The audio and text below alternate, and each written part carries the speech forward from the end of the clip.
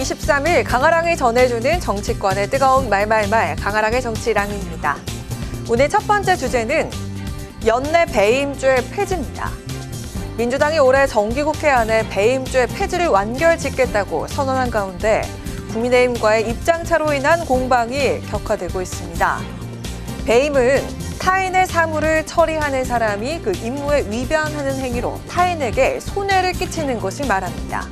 하지만 명확한 기준이 없어 배임죄는 사실상 경영 실패에 대한 책임 추궁이나 검찰의 기억 옥죄기 수단으로 변질된 측면도 있었습니다. 배임죄라든지 이런 경제범죄가 굉장히 형사처벌로 높게 되어 있습니다. 여러 재계 요구들을 좀 수렴을 해서 이런 피해를 해소하기 위해서 다른 외국에처럼 민사화되어야 된다라는 재계가 훨씬 더 능동적으로 기업 활동을 할 수 있도록 그렇게 만들려고 하는 거고요. 하지만 국민의힘의 해석은 달랐습니다. 기업의 수건이란 명분으로 정작 이재명 대통령의 재판을 없애기 위한 구제법이라고 맹 비판에 나선 건데요. 이 대통령이 배임죄 혐의로 기소돼 있는 상황인 만큼 이 배임죄가 폐지되면 유죄 근거도 사라지면서 면소 판결이 가능해지는 게 아니냐는 논리입니다. 반기업법, 민노총, 하청법만 통과시켜왔던 이재명 정부와 민주당이 갑자기 배임죄를 연내 폐지하겠다고 선언한 이유는 누가 봐도 뻔합니다. 대장동, 백현동, 성남FC 등 많은 범죄 혐의에 배임죄가 적용되어 있는 이재명 대통령의 재판을 면소 처리하겠다는 이재명 무죄 시대 열겠다는 대국민 선전포고입니다. 배임죄를 폐지하자는 것은 회사의 충실 의무를 사실상 면제해 주겠다는 말과 다르지 않습니다. 이는 상법 개정 취지를 정면으로 뒤엎는 자기 모순이며 개미 투자자 보호라는 명분을 완전히 부정하는 것입니다. 하지만 전통적으로 보수계열 정당에서 주로 배임죄 폐지를 주장해 오곤 했었죠. 이에 민주당은 과거 국민의힘 역시 배임죄 폐지 및 완화에 긍정적이었던 점을 거론하며 역공에 나섰습니다.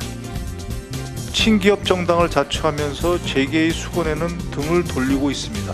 찬성한다면 민생경제협의체 안건으로 상정하고 정기국회 내에 신속히 처리할 것을 제안합니다. 반대한다면 그 책임은 국민과 재계 앞에서 분명히 져야 할 것입니다. 국민의힘의 반대에도 민주당은 배임죄 폐지를 정기국회 내 처리하겠다는 방침이고 오늘 30일 배임죄 관련 당정 협의회를 열어 합의안을 발표할 전망으로 전해지고 있습니다.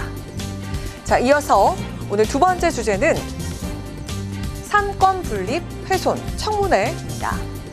국회 법사위에서 민주당 주도로 의결된 조희대 대법원장의 긴급 청문회에 대해서 삼권 분립 위반 여부가 쟁점이 되고 있습니다.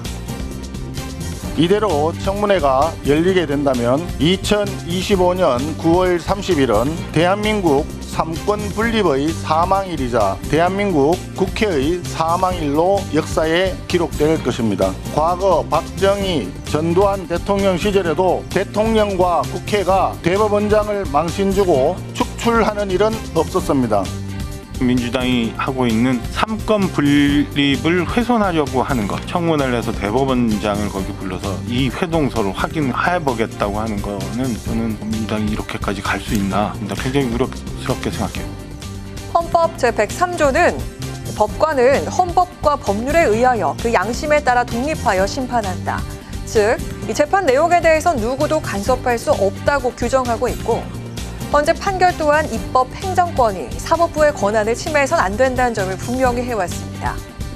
조 대법원장 역시 어제 한 행사에 참석해서 세종대왕은 법을 왕권 강화를 위한 통치 수단이 아니라 백성의 권리를 보장하는 규범적 토대로 삼았다라는 메시지를 내놔서 사법부 독립 훼손을 우회적으로 비판했다는 해석이 나오기도 했습니다.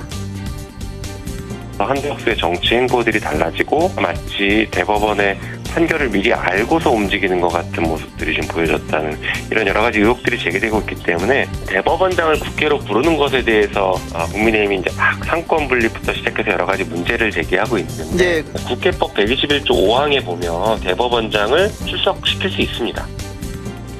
이처럼 국회법 제121조 제5항에 명시된 부분을 근거 삼아 삼권 분립 위반이 아니란 주장인 건데요. 민주당 법사위원들은 조 대법원장이 불출석할 경우 고발 조치도 검토하겠다는 입장입니다.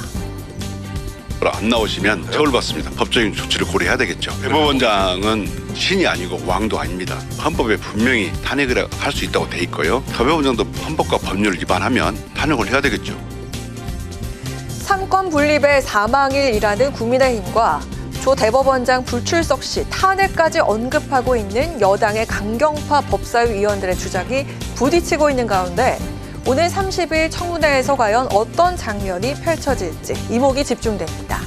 지금까지 강하락의 정치랑이었습니다.